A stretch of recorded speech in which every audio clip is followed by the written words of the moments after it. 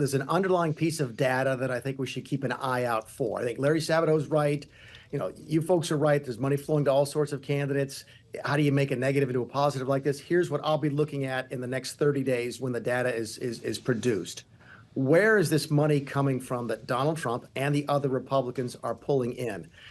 Listen, it's a good news story for Trump if somebody that gave him $25 6 months ago gave him another $25. And if existing donors are coming off the hip, that's good news and that's fantastic. And that's sort of the top line message.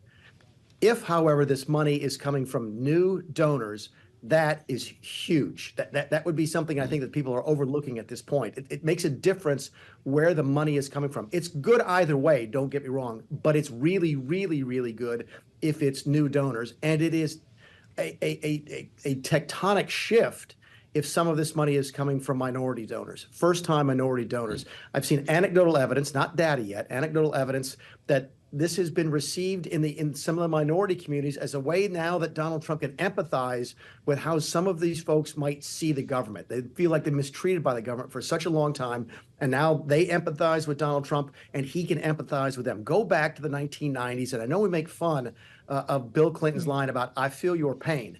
But Donald Trump now has some credibility with some minority communities that he didn't have before. If that's translating into money and into votes, this is a really, really big deal. Keep in mind, Mitt Romney got about 4% of the African-American vote in 2012. Trump got about 6% in 2016. He got about 12% in 2020.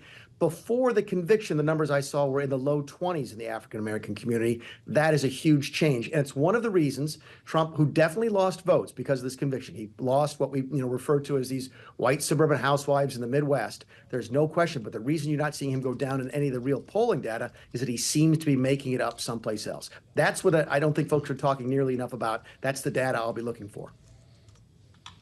Well, and I wonder, Mick, how the data may change, how everything you just said may be even further fueled by potentially actual incarceration of Donald Trump. Sentencing, of course, is on July 11th. He was on Fox over the weekend suggesting that he may end up going to prison. He doesn't think the public would stand for it, but he didn't necessarily say he himself is super opposed to going. Is that bravado, or do you think that Donald Trump may actually be willing to spend time behind bars if it helps him politically? The answer to the second question is yes. If it helps him politically, I think, look, if you're the Trump team, and maybe this caught you by surprise, maybe you didn't think you were going to raise $50 million over a weekend from a conviction, you're having a rational discussion saying, boss, you go to jail, we may raise $100 million. I mean, you may win the presidency if you go to jail. I'm not saying he wants to go to jail. I'm not saying they're trying to figure out a way to get him thrown in jail. I think there's sort of all options are on the table at this point. Here's the conversation they're having. How do we take whatever happens and turn it into a positive for the campaign? If we get probation, that's fine. How do we make that a positive? If he goes to jail, how do we make that a positive? Keep in mind, he gets probation. They might, put him under house arrest. They might not let him leave his home, and they might be able to turn that into a positive. We are in the bizarro world of now having a leading candidate convicted of a crime. We have no precedent for any of this. What we do know is this: is that the response over the course of the last 72 hours has been huge in Donald Trump's favor in terms of the money. And I don't think anybody saw that coming. Part of the message is resonating here in Washington. Mick, we were talking about the Defund New York movement by Marjorie Taylor Greene would actually block the state from receiving federal funds for, not just for the judiciary, but education and housing, wants to defund Jack Smith. When it comes to New York, though, do Republicans need to be careful about demonizing a state that's already hard enough to reelect Republicans? Joe, when I was a young man, I wanted to be 6'2" and date Paulina Porizkova. None of those things happened. And none of this crap that Marjorie Taylor Greene is talking about is going to happen. But to your point, I don't think demonizing them is going to hurt. Keep in mind, they expected to lose New York anyway. They expect to lose New Jersey. I know they're saying positive things about the chances they have there. And I will tell you that back in early 2020, before COVID really set in, so this is January now of 2020, I was still in the White House, and we expected Bernie Sanders to be the Democrat the Democrat nominee, we did have data that said that Trump had a really good chance to win New York and New Jersey, especially New Jersey. So that's not How that about that? far outside of reality. I don't think it's going to happen, but I don't think that, saying bad things about New York is really going to hurt them. Basically, if you're voting for Donald Trump and you live in New York, you might be upset with New York as well. So maybe that's falling on fertile soil. Well, I guess you could ask this question not just about the state of New York, but broadly, Mick. Republicans who seem to be tying their fates to being outraged on behalf of Donald Trump, to this idea that his conviction is proof that the Justice Department is being weaponized, that all of this is unfair. In doing so, is it ultimately going to prove more advantageous to them or potentially come back to bite them? Yeah, Kaylee, I'm going to answer that. I'm not dodging the question, and I'm really, and you know me, I'm not sort of towing the party line because I don't do that. But maybe they just really believe it. And I know we're so sort of jaded about politicians that we don't. That's not our natural sort of default setting. But maybe the Republicans really feel like this was unfair. They really feel like Donald Trump was targeted here. I believe that. I really do. And you guys, folks know I've been critical of the president in the past when I thought he deserved to be criticized. But there's just a sort of a reaction here that says this is wrong, that no other human being has ever been charged with this, that no other DA wanted to bring this. The Federal Elections Committee could have charged him with this.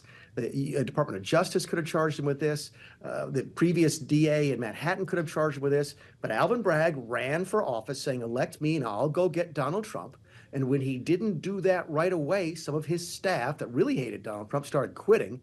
So he brought it. Maybe the facts here just lend themselves to a conclusion that this is an unfair proceeding. And maybe even if you're a Republican who doesn't like Donald Trump, maybe you come to his defense on this one. But So Mick, I hear what you're saying, but go ahead.